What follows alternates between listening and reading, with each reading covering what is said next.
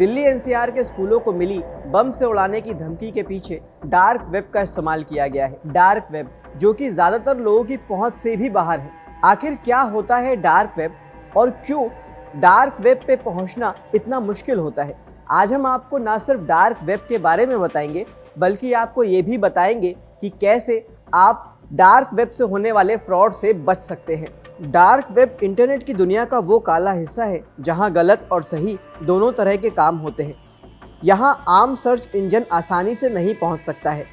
इसके लिए special browser का इस्तेमाल किया जाता है। अगर इसे और सरल तरीके से समझे तो इंटरनेट की दुनिया 3 हिस्सों में बटी हुई है। एक वो जिस हिस्से का इस्तेमाल हम आप रोज़मर्रा की ज़िंदगी में कर रहे हैं, इसे सरफेस या सेफ इंटरनेट कहते हैं।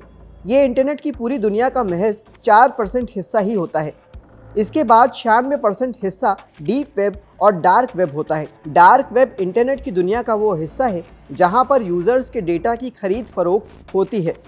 लीक हुए डेटा को हैकर्स डार्क वेब पर ही बेचते हैं। इस दुनिया में अधिकतर वेब पेज और कंटेंट होते हैं जिन्हें आम सर्च इंजन इंडेक्स नहीं कर सकते हैं, इसलिए इसे काफ़ी खतरनाक माना गया है। यहाँ पर आप किसी हैकर का शिकार भी बन सकते हैं।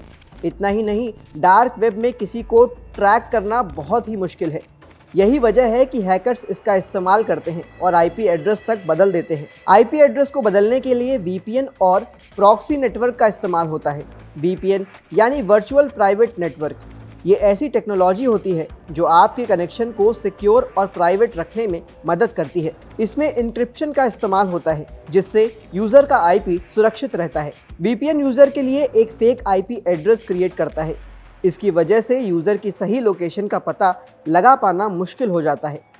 आईपी एड्रेस यानी इंटरनेट प्रोटोकॉल किसी डिवाइस के लिए आधार कार्ड की तरह यूनिक होता है। इसकी मदद से ही डिवाइस की पहचान होती है।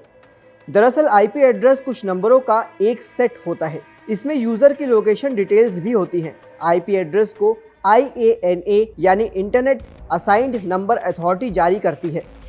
किसी भेजे गए ईमेल से किसी की लोकेशन पता करने के लिए पहले उसका आईपी एड्रेस हासिल किया जाता है और फिर उसे ट्रेस किया जाता है। लेकिन डार्क वेब और प्रॉक्सी सर्वर के नेटवर्क को तुरंत ट्रैक करना आसान नहीं होता है। अगर आपके साथ भी साइबर क्राइम से जुड़ा कोई मामला होता है तो आप cybercrime.gov.in पर जाकर अपनी शिकायत दर्ज करा सकते हैं। इसके अलावा आप 1930 पर कॉल करके भी पुलिस को साइबर फ्रॉड की जानकारी दे सकते हैं।